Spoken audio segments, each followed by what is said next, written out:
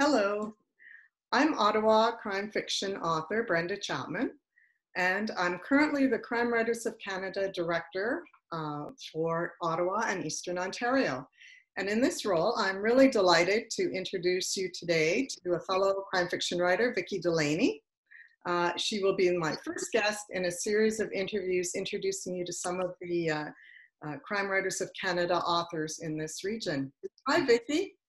Hello there, Brenda, and thank you very much for inviting me to be your first interviewee. I feel quite honored.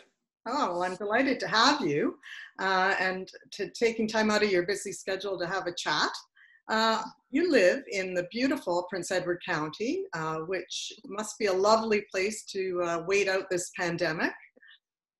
Has the pandemic changed your writing routine at all? Essentially, I would say no, because I write at home. I work at home every day, writing at home every day.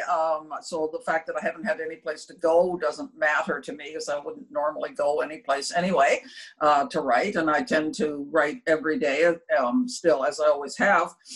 To a certain extent, though, I also have to say a little bit, I find myself somewhat restless in a way that I've not been before when I'm writing. And I read something the other day that I thought really sort of hit it. It said that writing is largely a subconscious, or a very good, large part of writing is subconscious activity. When your subconscious is busy searching for danger or, trying to find out what's happening in the world around you, it's interfering with that creative process. And I do think there's been a little bit of that. So my answer is a bit. And I wonder if, I know that you used to tour a lot and you went to a lot of book conferences and traveled, even researching your work. And has it been good to slow down for a bit, or do you really miss the travel? No, I really miss it. In fact, I was going to gear up this year. I had several big things planned. I even already jumped the gun and bought a really nice outfit for traveling over the summertime, which is hanging in my closet. Hopefully one day someone can see it.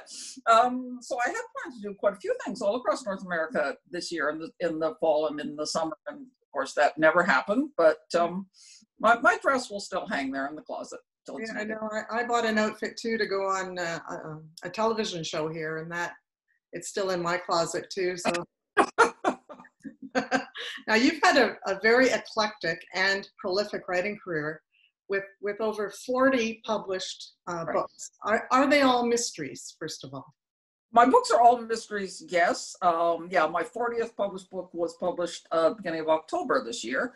They're all mysteries, but they fall within different subgenres, even though now I'm pretty much sticking to what's called cozy mysteries. I have in the past, I wrote a police detective series, I wrote several standalone novels of psychological suspense, and I wrote novellas for adult literacy. And now I'm writing cozy mysteries. Which we're going to get to, but first I want to ask you, what is it about the mystery genre that has you in its grip, that you love? I used to say that I felt that a mystery novel essentially to me presents places the reader in the book. In many cases, not all of course, but the reader is reading about fairly normal people leading fairly normal lives, of which things happen to interrupt it. And the reader can always say, what would I do if I was in this position? Would I do the right thing, or would I fail? So I think that's a real reflection in many ways of the reader themselves. The reader can put themselves in the book. And as I say, the moral dilemmas in mystery novels are sometimes not as clear-cut as a lot of people tend to think they are. They can be very, very gray areas. So the reader has to think about where they place themselves on that gray area. So living vicariously through your characters. In a way, yes. Now, you mentioned the cozy mystery, which I know you're focusing on. Can you speak a bit about what makes a cozy mystery different from other mysteries and the parameters for writing one? Okay. Yeah, I'm happy to. Essentially, at a basic, a cozy mystery is often defined as a book that doesn't have any overt sex or violence, but I think it's much, much more than that. You can have a really dark, psychologically dark thriller or domestic suspense that has no violence or sex in it, but that can be very dark and disturbing. So a cozy mystery essentially Let's give you a couple of examples. Agatha Christie's Miss Marple is a really good example. On TV, things such as Father Brown or Death in Paradise, Jessica Fletcher, what's that? The Murder, She Wrote. Those are all cozy mysteries that essentially are centered around a community and a circle of people, friends, relatives, or whatever, the protagonist. But it's always a very pleasant community. It's a very nice place to live. It's a place where everybody, generally speaking, you know, is happy and has a nice life, and something interrupts the peace of this community, which is usually the murder. And it's up to our protagonist to put everything back to right so that the nice community carries on being nice. Unlike a lot of police procedurals, for example, where they might live in a tough, dark world and they fix this one thing, but you know, it's still a tough, dark world. In a cozy mystery, essentially it's a pleasant place to be. And the purpose of the novel is to get everything back to being a pleasant place. There's no real tragedy in people's lives. There's this dead guy on the floor, and that's really too bad, and we don't ever treat that lightly. But there's no real, you know, there's not, you know, going in, there's not going to be a child abduction. There's not going to be sexual crimes. There's certainly not going to be any terrorists or mob enforcers or anything like that. It's all going to be personal, small world sort of stuff. And I'm finding, certainly increasingly over the last several months, we get a lot of letters and emails and comments from people who are saying that's what they're looking for when the world is a dark place. They're, you know, they're tired of the news. They turn off the TV news and they want to read something that's cheerful and that's take their mind off it. Yeah. Well, cozy certainly do that. Now, you have an incredible number of 4 series ongoing now, and I'll list them. The Tea by the Sea series for Kensington Press, the Sherlock Holmes Bookshop series, plus the Lighthouse Library series for Crooked Lane Press, and the year-round Christmas series for Penguin Random House. Now, we don't have time to discuss all of the books, but with winter fast approaching, could you tell us about Murder in a Winter Wonderland? Okay, dying in a winter wonderland. Dying in a winter wonderland. There it is. And you can tell right away, look at this, but you can tell by the cover, you can tell by the title right away that this is going to be cool. Isn't that a nice place you'd like to go for your winter vacation? Yes. and this is part of the year-round Christmas series. This is the 5th book in the year-round Christmas series. And it's set in a town that calls itself your year-round Christmas destination. So once again, we hit the sort of cozy tropes. And the character owns a shop the main character called Mrs. Claus's Treasures on Jingle Bell Lane in Rudolph, town of Rudolph, and her father is the town's Santa Claus. And so it definitely hits all the Christmas tropes. It is set all year. One of the earlier books, Hark the Herald Angels Sleigh, is set in the summertime when Santa comes to town for his boat parade, part of his boat parade. But you know, it's a mystery story, that's right. And one of the things I should mention before we go on is another characteristic of a cozy mystery. It's that these are very much puzzle mysteries, meaning that they're the sort of thing where the author sets down the clues in such a way that the astute reader has a very good chance of solving the crime at or just before the protagonist does. So it's almost a game of wits between the author and the reader, that the author is trying to play fair and to lay down all the clues in an acceptable way, but the author doesn't want the reader to guess, you know, by page 10 who the killer is. So I think that in these sort of puzzle mysteries, if someone was to go back and read the book a second time, things should then leap out that they didn't know. You know, you drop clues. Oh, John changed his shoes after dinner. Of course, that's the clue to the whole thing, that, you know, it just sort of slips in there. So that's sort of what this is. In this book, the protagonist, Mary, is asked to help a bride design her wedding. She agrees because the wedding is supposed to be in the off season. Then the bride gets the opportunity to have the wedding at the fanciest place in town. So she simply moves the wedding up by 5 months and throws everything into disarray.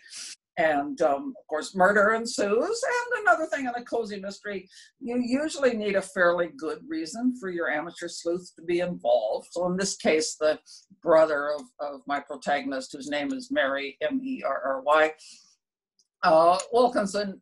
He is accused, so she has to step in and try and help. And I would think these would be great books to read over the Christmas holidays when they're very watching those Hallmark movies. You could read Vicki Delany. Absolutely. And this one in particular, actually, this is set on Christmas Eve and it ends on New Year's Day. So one of the sort of tropes of cozy as well is the pets. There's almost always an animal on the cover. Mm-hmm. So this is Matterhorn the St. Bernard. You know, the character owns a china shop, so she has to have a St. Bernard, of course. I got a lot of fun out of that. I would think a great stocking stuffer. Thank you. On your list. Yeah. Now, the most recent book in the Lighthouse Library series, under your pen name, Eva Gates, right. So you write under a pseudonym, is, I hope I get this one right, A Death Long Overdue, yes. Yeah, there it is here. Now, we often have to give an elevator pitch for a book, which is about a 1 or 2 minute right. of the most salient points. So I wonder if you could give us the pitch for A Death Long Overdue. Okay, one of the things about the Lighthouse Library book series is that the Classic Novel Reading Club, the book they're reading is loosely reflected, very loosely reflected in the plot of the book. So you can see right on the cover of this one, they're reading The Moonstone by Wilkie Collins. So you know right away there's going to be a jewel theft of some sort involved. And basically the novel begins at the 40th reunion of the director of the library, is having her college class's 40th reunion party. The women all arrive. Some get on better than others do, and they go out for a walk in the marsh after the party, which is why the cover is sort of nighttime. Mm-hmm. And one of them does not return. Okay, that's a great. What that has to do with a jewel robbery that took place 25 years ago, you'll have to find out. Read the book to find out. Okay, great.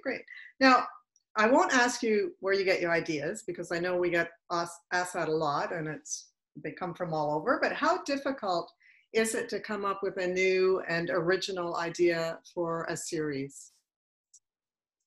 After 40 books, I'm struggling. I've always been one who always said, ideas are everywhere. But particularly in a cozy mystery, where, as I said, I can't have, mob enforcers or, Russian spies or, anything like that. The murders are all somewhat personal in that the person knows the perpetrator knows the victim. They have a relationship. Therefore, there's some reason why this person believes, rightly or not, well, never rightly, but whether this person believes that the victim has to die. So yeah, I'm starting to struggle a little bit coming up with original ideas for 4 different books, 3 or 4 books a year. Not just in the why, but in the how. I mean, there's only so many times you can shove somebody off a bridge or poison them or something like that. So I'm trying to be a little original, certainly with any series to have something a little bit original. So I am kind of struggling a little bit. Mm-hmm. One thing that's sort of interesting, a cozy series almost never is anybody ever shot. Even because they're very popular in the US, the cozy. Oh yeah, totally. Totally. Your character, defends herself with a frying pan or something like that. Protagonist never has a gun, and very, very rarely does the killer either. And I don't quite know what that is, but it makes it a little bit more imaginative to try and think up different and better ways of killing people. So I have a vast collection of knowledge about poisons. If anybody wants to know how to poison somebody, I can tell you. Oh, well, maybe we shouldn't advertise that. Maybe not. Okay. So what are you working on now, Vicki? What am I working on right now? I've actually just sent in today the next Sherlock Holmes bookshop book, which doesn't have a title yet, but it will be the 7th in the Sherlock Holmes bookshop series, which is about a character who owns a Sherlock Holmes themed bookstore. And the next book in that is coming out in January. It's called A Curious Incident. So this will be book number 6, and I sent in book number 7 today. Oh, great. And so that means that tomorrow I'll start the next Lighthouse Library book. My goodness, and you can switch like that so quickly? Just turn off one and start the next day? From day to day, yes, but I only ever write one book at a time. Yeah, and it's entire beginning to end. You know, I'll get edits back from the publisher, of course, and have to, you know, stop whatever I'm doing to work on the next one. But I know some writers who say that they'll write a little bit of this and then put it aside and write a little bit more of that. But I'm not like, I have to write the entire book at one go, or not, obviously, at a time. Because so the books are similar sort of in tone. They're not entirely similar, the same in tone. And the characters are my protagonists are very, very different, one to the other. And the tone of the book is very different, one from one series from another. So I need to keep that separate in my mind. Yeah. Okay. Well, thank you for answering all those questions. And I'm going to end with a few snappers, very quick questions. So readers will get to know a little bit more about the real Vicki Delany. Okay. So, all set? Right. Your birthplace? Winnipeg, Manitoba. Did you grow up there? I did not. My mother was visiting her parents when I was born, so I've never lived in Winnipeg in my entire life. I lived in Ontario my childhood. And what did you study at university? Political science and modern European history. And what was your first job or your job before writing? Did you have a? I was a computer programmer and a systems analyst for many, many years. Okay. Your first published work? My first published book was called Whiteout. It was a standalone, published by a teeny tiny little press that doesn't exist anymore. And that was more than 20 years ago. And that was my first step into the world of writing. And I know that you've traveled the world because we're friends on Facebook and I often see your photos. If you could return to one place, where would it be? I was thinking about that earlier. I've been to a lot of really great places, but I think I like Vietnam the most. I really loved Vietnam. I would love to go back to Vietnam. Yep. Do you have any hobbies? Really, I do a lot of jigsaw puzzles. Maybe that counts as a hobby. So yeah, I do quite a lot of jigsaw puzzles. I've taken to those as well since the pandemic started. What is the quickest book you've ever written and how long did it take? That I can't really answer because I write 3 or 4 books a year now. So I'm fairly pat. Now it takes me about 4 to 6 weeks to write the first draft of a book now. 4 to 6 weeks, wow. And how long are the cozies? I meant to ask you that before. How long? How long is a cozy word count? They range around 75 to 80,000 words, so more or less. That's incredible that you can write one in 6 weeks. Okay, and what's the last book you read? The book I'm reading right now, and I'm loving it, is The Searcher by Tana French. I'm a big fan of hers anyway, so as soon as this new book came out, I grabbed it, and I'm really, really enjoying it. It's called The Searcher. Okay. And what's something that people might be surprised to learn about you? I think people that know me personally would be quite surprised to know that I'm an extreme introvert. And an introvert doesn't mean shy, it just means I like my own company. So I would enjoy going, to conferences and things that you and I have been at together, and I enjoy meeting the public and doing book signings. But what I most enjoy is sitting here at home in my house and the door's all shut. Well, thanks so much, Vicki Delany, for letting us know about your books and a bit about your writing process and your life. I know that for more information about your books, people can visit your website, which is vickidelany.com. That's right. Just watch the spelling. My name is spelled Vickidelany. Yes, and I had meant to post that, but I'm having trouble posting things. They can find me. They can find me easily. Yep. Well, thanks so much, and it's been a real pleasure meeting with you.